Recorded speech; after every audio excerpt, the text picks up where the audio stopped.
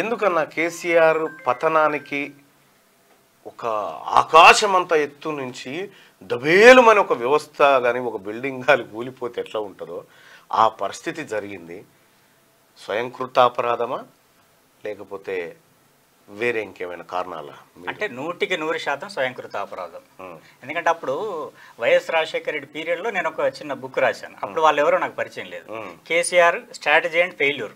అంటే అప్పుడు పార్టీ దాదాపుగా అందరినీ రాజశేఖర రెడ్డి మొత్తం వాళ్ళ పార్టీలో కలిపేసుకోవటం ఆ పరిస్థితులలో, అంటే ఇప్పుడు నేను బాధతో రాశానంటే అప్పుడు మరి వాళ్ళు పడ్డప్పుడు కూడా లేపడానికి మనం అంత ప్రయత్నం చేసినాం. వాళ్ళు ఎవరో నాకు తెలియదు.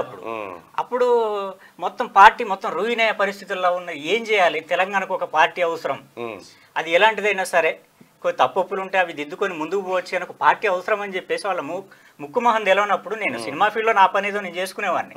యాక్చువల్గా అవసరం లేదు, ఒక కమర్షియల్ రంగంలో ఉన్న నేను నా కెరీర్ చూసుకోవాలి. కానీ మనం వచ్చిన ప్రాంతం నుంచి మన బాధలు మనకు తెలుసు కనుక అయ్యో ఆ పార్టీని కాపాడుకోవాలనే ఉద్దేశంతో నేను కేసీఆర్ వ్యూహం వైఫల్యం అని చిన్న బుక్ రాశాను. ఒక 16 పేజీల బుక్ అది వేస్తే దాదాపు ఇక్కడ మీటింగ్ దగ్గర పెడితే ఒకటే రోజులో అమ్ముడుపోయింది. రెండో రోజు మూడో రోజు ఆయన కేటీఆర్ నాకు ఫోన్ చేసి దాంట్లో ఉన్న నంబర్ చూసి నాకు ఫోన్ చేసి అన్నా నేను ఒకసారి కలవాలి మిమ్మల్ని అని అంటే అప్పుడు ఆ రకంగా మేము ఇద్దరిని కలిసాం. కలిసిన తర్వాత అప్పుడు కూడా వాళ్ళ తప్పుల్ని ఎత్తి చూపుతానే ముందుకెట్లా పోవాలో నేను చెప్పాను. వాళ్ళు తెలియక ముందు వాళ్ళ బాగు కోరామంటే ఇప్పుడు ఇట్లా రాస్తున్నామంటే మనం బాధతో తప్పితే ఇప్పుడు వాళ్ళ మీద మనకు వ్యక్తిగతమైన ద్వేషం ఏం లేదు కదా. అయ్యో మన ప్రాంతం ఇట్లా అయిపోయింది, మనం ఉద్యమంలో మనం ఏం కోరుకొని వచ్చినా ఏం జరుగుతుందనే ఆ వేదన అనేది మనకు లోపల ఉంటుంది కదా. అంటే వాస్తవంగా నేను ఎక్కడున్నా కానీ వీటిని అబ్జర్వ్ చేయకుండా ఉండలేం, జరిగే పరిణామాలను మనం గమనించకుండా ఉండలేము. కాబట్టి నేను ఆ ఉత్తరం రాశాను దాంట్లో. అది అట్లా నేను వీళ్ళు ఎలక్షన్ల ముందు కూడా ఒకటి రాశాను. ఇప్పుడు ఉత్తరం రాసిర్రు, ఉత్తరం ఒక అజ్ఞాతవాసిగా ప్రపంచంలోకి పోయింది, డైరెక్ట్ కెమెరా ఉంది, ఇంకేమైనా సలహా ఇవ్వగలుగుతావా మీ సార్కు అంటే మీ మిత్రుడికి? అంటే నేను ఇది ఎలక్షన్ రిజల్ట్ రాకముందు నేను ఒకటి రాశాను, మిత్రమా వీడుకోవాలని, ఓడిపోతావని చెప్పి అప్పటికే అందరికీ తెలిసి నా ఎనాలిసిస్ ప్రకారం మిత్రమా వీడుకోవాలని చెప్పేసి అప్పుడే రాశాను నేను. అంటే మీరు ఎట్లా వచ్చారు, ఎట్లా ఏం చేయాల్సి ఉంటే మీకు మీ పతనానికి మీ ఓటమికి ఎదురయ్యే కారణాలు ఏంటనేది అప్పుడే రాశాను నేను. అది అప్పుడు వైరల్ అయింది. సరే అదే అంటే అప్పుడు నేను చూశాను, ఇప్పుడు చూడలేదు. అంటే ఇప్పుడు వాళ్ళు దిద్దుకోవడానికి బహుశా ఏమి లేదు. అంతేనా? దిద్దుకోవడానికి కూడా ఏమి లేదు. అంటే అప్పుడు గతంలో పతనాన్ని చెప్పిన ఎట్లా సస్టైన్ కావాలని చెప్పిన, ఇప్పుడు సస్టైన్ కావడానికి కూడా మార్గాలు ఏం లేదు. అయిపోయింది, కొలాప్స్ అయిపోయింది.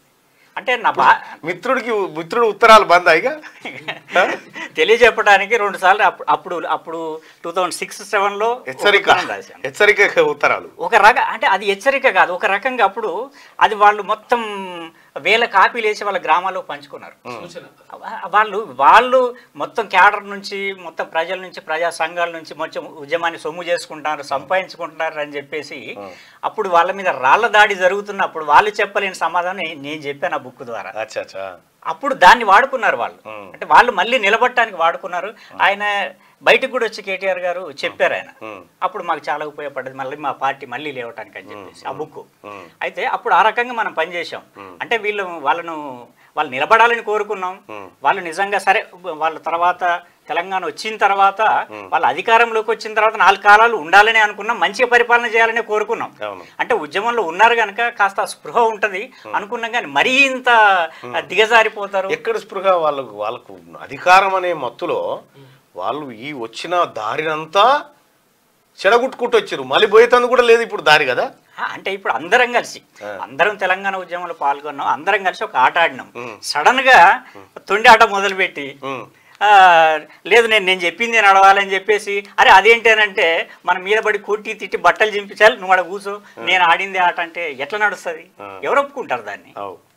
ఇప్పుడు దానికి ఆ బాధ ఇప్పుడు ఈ విధంగా వెళ్ళగక్కటం.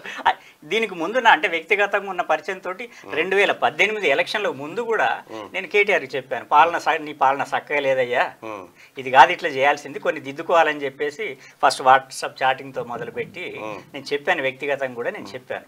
అంటే మనం చెప్పినట్టు వాళ్ళు పాలన చేసే పరిస్థితులు లేరు, వాళ్ళ రూట్ వేరున్నది, వాళ్ళ కథ వేరున్నది అని తర్వాత నాకు అర్థమైంది. నేను కూడా డిస్టెన్స్ మెయింటైన్ చేశాను, వాళ్ళ దగ్గరికి కూడా వెళ్ళటం తగ్గించాను.